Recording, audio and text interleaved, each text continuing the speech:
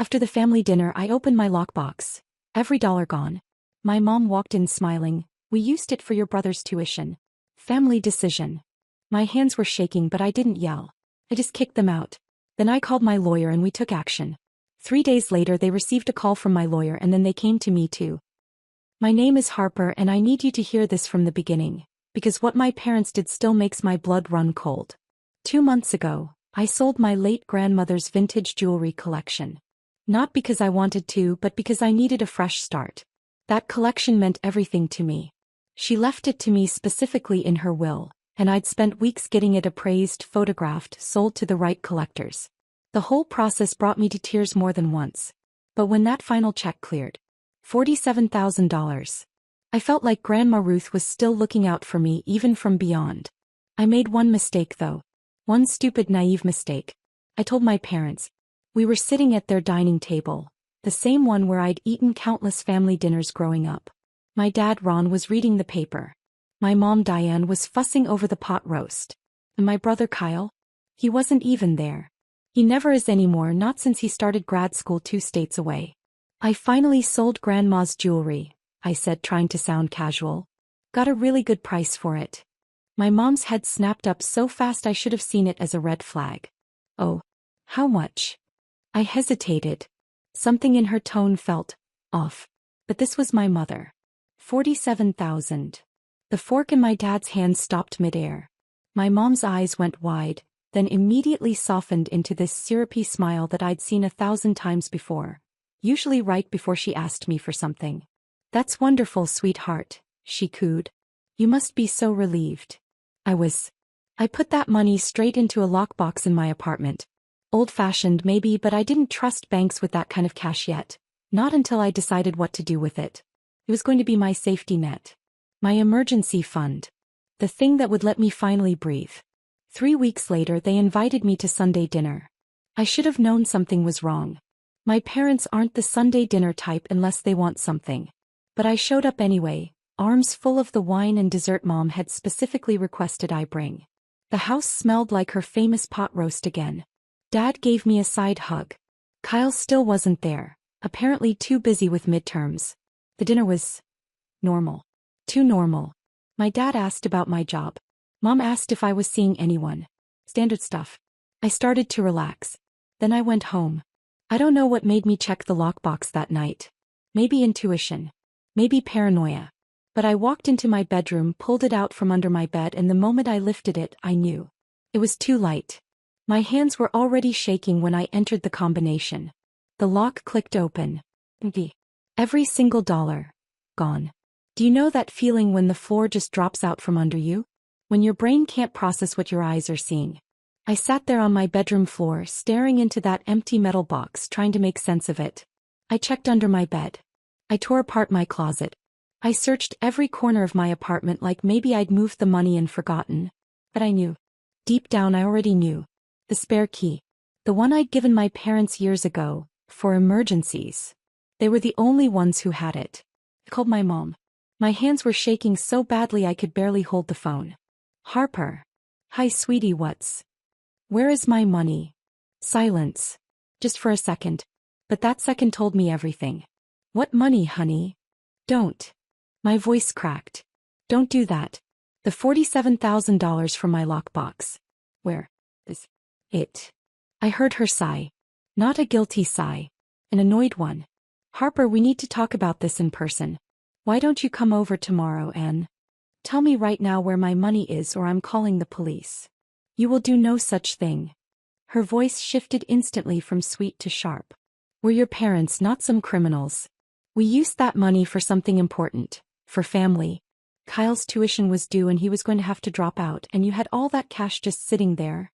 You stole from me. We borrowed it. Family helps family, Harper. This is what people do. You would have spent it on something frivolous anyway. I hung up. I couldn't listen anymore. What would you have done?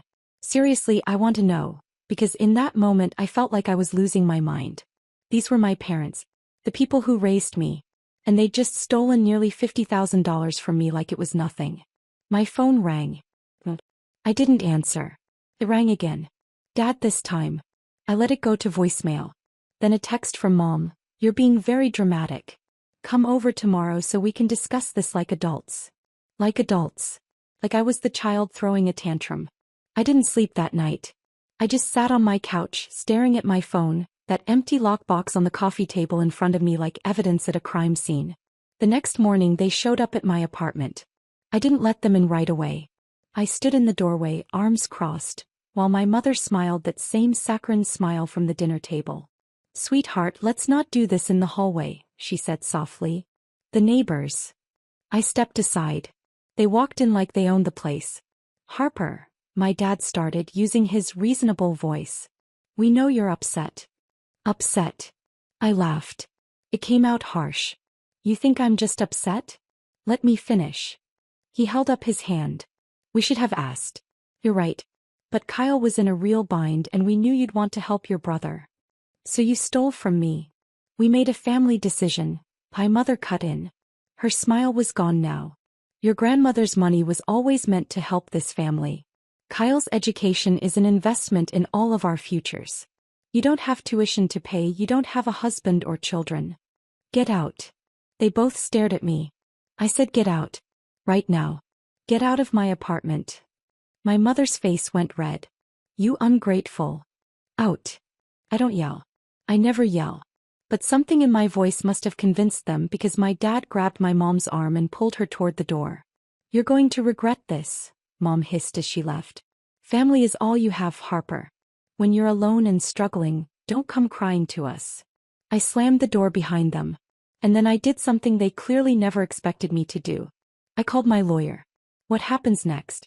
Well, let's just say my parents severely underestimated me. And very soon, they were going to learn exactly what happens when you steal from the wrong person. But I need to know, do you think I did the right thing? Or should I have just let it go because they're family? The lawyer I called wasn't some random name from Google. It was my Aunt Lorraine's son, Marcus, my cousin who'd just made partner at a firm downtown. We'd always been close growing up and I knew he'd shoot straight with me. Harper. He sounded surprised when he picked up. Hey, it's been a minute. What's going on? I told him everything. The sale, the lockbox, the dinner, the empty box, the conversation with my mother. When I finished, there was a long silence on the other end. Are you absolutely sure you want to do this? He asked quietly. Because once we start, there's no going back. This is your parents. They stole $47,000 from me, Marcus. What would you do? Another pause. I'd burn their world down. Let me make some calls. What I didn't expect, and here's where things get interesting, was that Marcus didn't just make calls. He did some digging. And what he found made my stomach drop all over again. He called me back 2 hours later. Harper, I need you to sit down for this.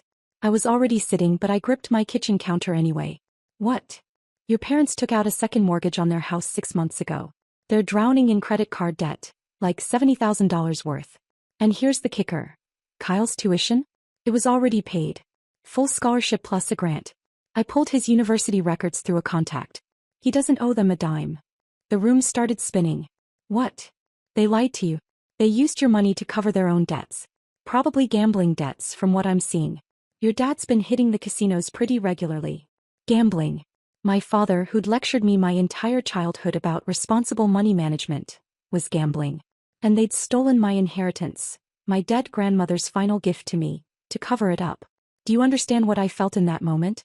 It wasn't just anger anymore. It was betrayal so deep it felt like my entire childhood was a lie. What are my options? I asked, my voice hollow. Legally, we've got them dead to rights. Theft, breaking and entering if we want to push it, fraud. I can file a civil suit and honestly I'd recommend we bring criminal charges too. The fact that they had a key doesn't matter. They didn't have permission to take that money. Do it. All of it. Harper. Do it, Marcus. 3 days later, my parents got the call from Marcus's firm. I know because my phone exploded with messages. Mom, how could you do this to us? Your own parents. Dad, we raised you better than this. Call off your lawyer immediately. Mom, you're destroying this family. Kyle, what the hell is wrong with you? Mom's crying her eyes out. That last one hit different. Kyle. My brother, who I'd barely heard from in months, suddenly had plenty to say. I called him. Kyle, did you know? Know what? That you're trying to put Mom and Dad in jail over money? Yeah, I know that. Did you know they stole $47,000 from me? Did you know they told me it was for your tuition? Silence. Kyle. Did you know your tuition is already paid? Full scholarship and grant. More silence. Then quietly, what? They lied. To both of us. They took my money, Grandma Ruth's money that she left specifically to me, and they used it for their gambling debts.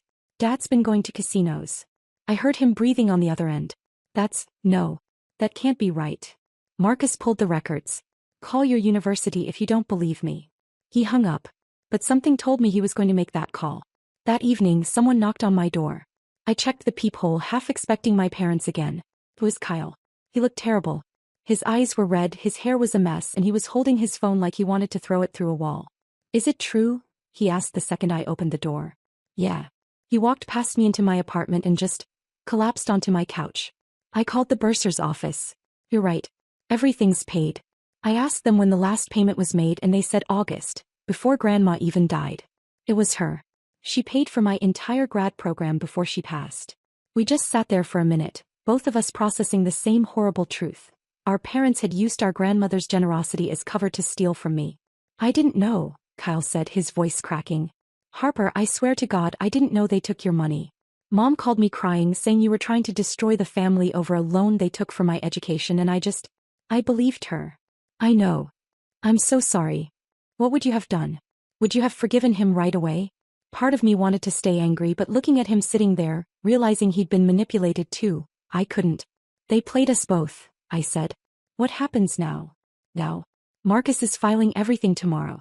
Civil suit for the full amount plus damages. Criminal charges for theft. I want every penny back and I want them to face consequences. Kyle nodded slowly. Good. They should. But here's where things took a turn I really didn't see coming. The next afternoon my parents showed up at my apartment again. But this time they weren't alone. My Uncle Pete, my Aunt Lorraine, Marcus's mom, my dad's sister Aunt Rachel, and my mom's brother Uncle Tom were all standing in my hallway. My parents looked smug. Like they'd brought reinforcements. Harper, Uncle Pete started, we need to talk about this situation. The situation where Mom and Dad stole $47,000 from me? Nobody stole anything, my mother snapped. We're family. What's yours is ours, that's how family works. Actually, Aunt Lorraine cut her off, and I'd never loved my aunt more than in that moment. That's called theft, Diane. And I didn't raise my son to be a bad lawyer, so if he says you're screwed, you're screwed. My mother's face went white. Uncle Tom stepped forward. He'd always been the gentle one, the peacemaker. Harper, sweetheart, I know you're hurt. But sending your parents to jail? Think about what that would do to the family. I am thinking about family, I said. I'm thinking about how Grandma Ruth left that jewelry to me. Not to them. To me. I'm thinking about how they lied about Kyle's tuition. I'm thinking about Dad's gambling problem that apparently everyone knew about except me. You should have seen the looks on their faces. You knew. I asked, looking around at all of them. You all knew Dad was gambling? Aunt Rachel wouldn't meet my eyes. That was answer enough. Get out, I said. All of you except Aunt Lorraine. Get out right now. My father finally spoke. Harper, please. We can fix this. We'll pay you back. With what money? You're drowning in debt. Marcus already told me. We'll figure it out. Just call off the lawsuit. No. My mother's face twisted into something ugly. You selfish little brat. After everything we've done for you. You stole from me. I was shaking again. You stole my inheritance and lied about it, and now you want me to just forgive you because we share DNA? We're your parents. Then act like it. The hallway went silent. Aunt Lorraine put her hand on my shoulder. I think everyone should leave except me and Harper. Now. They left. My parents shot me looks that could kill, but they left. When the door closed, my aunt pulled me into a hug. You're doing the right thing, honey. This has to stop. Everyone thinks I'm the villain. Let them. The truth always comes out. And she was right. Because the very next day something happened that changed everything. Imagine what you'd feel if I told you that my parents' lies were about to unravel in the most public way possible. That their perfect family image was about to shatter. And that the people they'd been manipulating for years were about to find out exactly who they really were. Because that's exactly what happened next. And trust me, you won't believe how it all went down. The unraveling started with a Facebook post. Not from me. I'd stayed completely silent on social media through all of this. No, it came from someone I never expected. My grandmother's best friend, Eleanor. Eleanor was 83 years old and had known my family for over 40 years. And apparently she'd had enough. Her post was simple, but it detonated like a bomb. I stayed quiet when Ruth passed because I didn't want to speak ill during grief. But I can't stay silent anymore. Ruth Porter left her jewelry collection specifically to her granddaughter Harper with explicit instructions that it never go to her son Ronald or his wife Diane. She knew their character. She warned Harper in a letter that I witnessed her write. If you're wondering why Harper is taking legal action against her own parents, now you know. Some people don't deserve the children they have. My phone started ringing within minutes. Cousins I hadn't heard from in years. Family friends. Even my dad's coworkers. The post had been shared 60 times in an hour. And then Marcus called. Harper, check your email. Now. I opened my laptop. There was a message from him with a PDF attachment labeled, Ruth Porter Final Letter to Harper. My hands were shaking as I opened it. My dearest Harper. If you're reading this, I'm gone, and I hope you've already sold my jewelry collection for every penny it's worth. That money is yours. Not your parents'. Not your brother's. Yours. I need you to know something that I should have told you years ago, but I was a coward. Your father has a gambling addiction. Your mother enables it. They've borrowed money from me more times than I can count, always promising to pay it back, never doing it. I stopped giving them money 5 years ago, and they haven't spoken to me the same way since. I'm leaving you this collection because I know they'll try to take it. They'll say it's for family. They'll say I would have wanted it that way. They're lying. Keep it safe. Keep it away from them. And Harper, don't feel guilty for protecting what's yours. I love you, sweetheart. Be strong. Grandruth. I was crying before I finished reading it. Eleanor must have had a copy. Grandma must have given it to her for safekeeping. This changes everything, Marcus said when I called him back. This establishes clear intent and prior knowledge of their behavior. What happens now? Now, we bury them.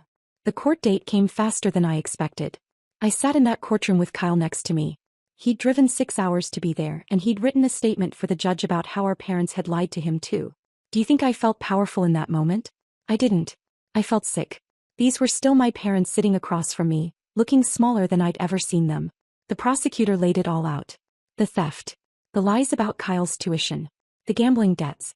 Grandma Ruth's letter. Bank records showing my dad had been to casinos 17 times in the past 6 months, losing thousands each time. My mother's lawyer tried to argue that it was a family misunderstanding, and that my parents had intended to pay the money back. Then Marcus stood up. Your Honor, I'd like to submit evidence showing that the defendants have a pattern of financial manipulation within the family. He handed over a stack of documents. These are loan agreements from 5 different family members over the past decade.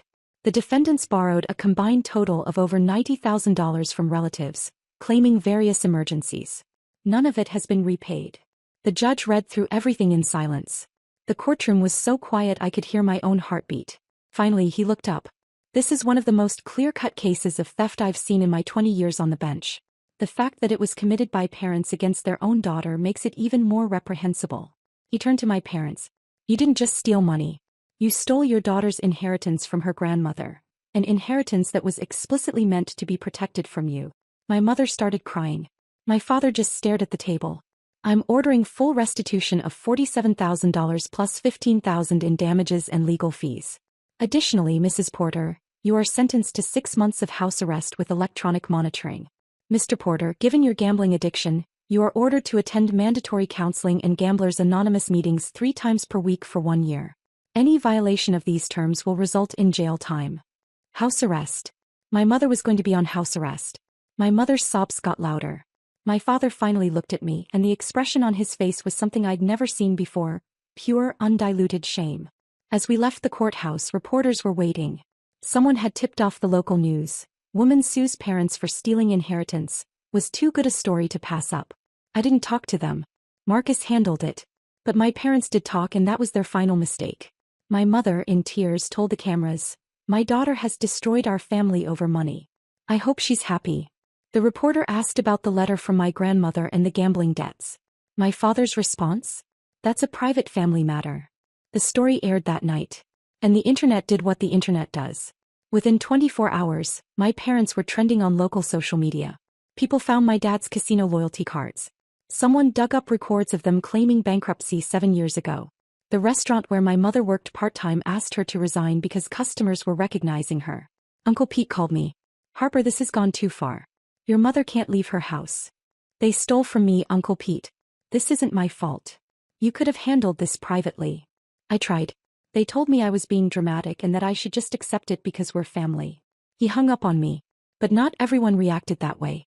Aunt Lorraine took me out to dinner. Your grandmother would be proud of you, she said. Kyle called every day just to check in. And Eleanor sent me a card that said, Ruth is dancing in heaven watching you stand tall. Keep your spine straight, dear girl. 3 weeks after the sentencing, my parents started paying back the money. $50 a week, directly from my dad's paycheck through a court order. At that rate, it would take them years. My mother's ankle monitor kept her trapped in their house. She couldn't go to her book club, couldn't go shopping, couldn't escape. She was forced to sit with the consequences. 2 months in, Kyle sent me a video link. My father, speaking at a Gamblers Anonymous meeting. My name is Ron and I'm a gambling addict, he said, his voice shaking. I've been gambling for 15 years. I've lost over $200,000. I stole from my own mother. I stole from my daughter. I lied to my son. He was sobbing by the end. I don't know if my daughter will ever forgive me. I don't know if I deserve forgiveness. But I'm here because I have to change. I watched it 3 times. The next day my mother called. Harper, can we talk? Please. I met them at their house. My mother's ankle monitor beeped as she sat down. I'm sorry, she said. What we did was unforgivable. I told myself we were just borrowing it, that you'd understand eventually. But that was all lies I told myself to justify stealing from you. My father looked up. I have a disease, Harper. That's not an excuse, it's an explanation. We convinced ourselves we were entitled to your money. We weren't. You were right to do what you did. What would you have said to them? I didn't forgive them right away. But I did say, Grandma Ruth knew. She knew what you were and she protected me from you even after she died. That money was her way of making sure I'd be okay despite you, not because of you. They nodded, tears streaming down their faces. I don't know if we can fix this, I continued. But if you're serious about changing, really serious, then prove it. Not with words. With actions. Over the next months they did. My father completed his counseling. He got a sponsor. He picked up extra shifts to pay back the money faster. My mother attended virtual therapy and financial planning courses. The family that had shunned me started to see the truth. Aunt Rachel apologized. Uncle Tom sent a letter saying he should have spoken up years ago. Even Uncle Pete eventually called to say he was sorry. By the time my mother's house arrest ended, my parents had paid back $30,000. They'd sold their second car, downsized everything, stopped eating out. Imagine what that must have been like for them, watching their perfect facade crumble, losing friends, becoming the cautionary tale everyone whispered about. Did they deserve forgiveness? I still don't know. But I do know this. Sometimes the people who hurt you worst are capable of change. Sometimes consequences are the only wake-up call that works. My parents and I have a relationship now, but it's different. There are boundaries. There's honesty. There's accountability. And most importantly, there's respect. Grandma Ruth's money? I used it to start a scholarship fund in her name for students who've overcome family hardship. Somehow that felt right. Me. I learned that standing up for yourself isn't selfish. That family doesn't get a free pass to hurt you. And that sometimes the bravest thing you can do is say no to the people who raised you. So what do you think? Did I do the right thing? Was I too harsh or not harsh enough? If this story resonated with you, please hit that like button. And if you didn't like how I handled this, or if you think I should have done something differently, leave your thoughts in the comments. Your perspective matters. Thank you for listening to my story. It wasn't easy to share, but I hope maybe it helps someone else going through something similar. Thanks for watching.